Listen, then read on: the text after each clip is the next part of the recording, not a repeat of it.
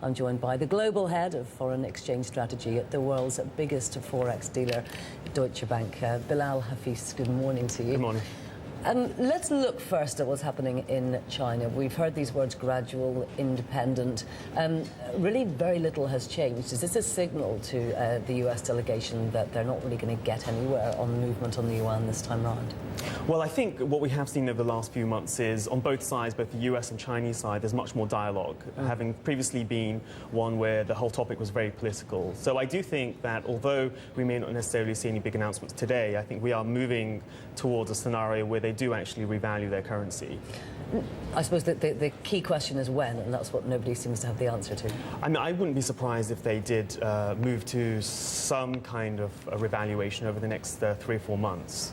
What effect do you think the euro crisis may be having on their thoughts about what to do with the yuan and when? Well, I think it complicates the picture somewhat in the sense that the euro decline has been so rapid that the euro-China exchange rate has moved so much. And Europe is a larger trade partner with China than the US is. So to some extent, if they were to revalue against the dollar, then you'd see much broader base yuan strength, which would harm them to some extent. So I think that to some extent has possibly delayed the timing that they were thinking of. Now, your thoughts on Greece are perhaps slightly different from many of the people that we talk to, because you do genuinely believe that Greece is going to leave the euro. No, we don't think they're going to leave the euro, no. Just tell me exactly what you do. So our view basically with the euro area is that we think that the system won't break up, that Greece will remain in the euro area. Moreover, we don't think that there will be any major restructuring or so in the very near term for Greece. So we think that people are becoming overly pessimistic on the euro area system as a whole.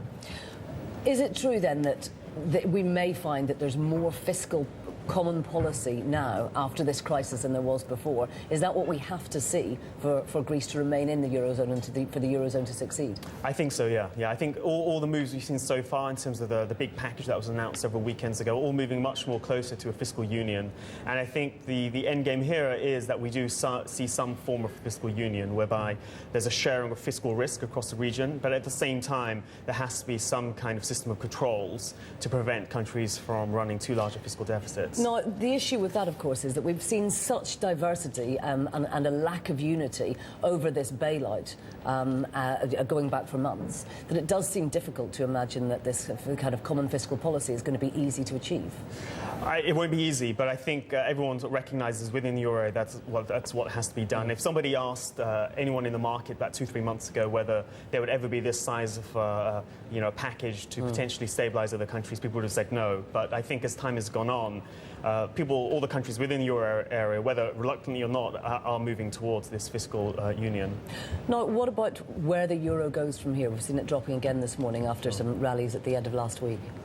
Well, I think in the near term, the pressure still is down on the euro. I think we need to see some abatement in this focus on European sovereign risk issues. But I think people are becoming overly pessimistic on the euro area or the currency in general, because I think people need to bear in mind that both the US, Japan, UK also have their fiscal issues. So I think it's only a matter of time before the market moves on from the euro and starts to focus on the fiscal dynamics of other countries. Okay. Thank you very much indeed for joining us this morning.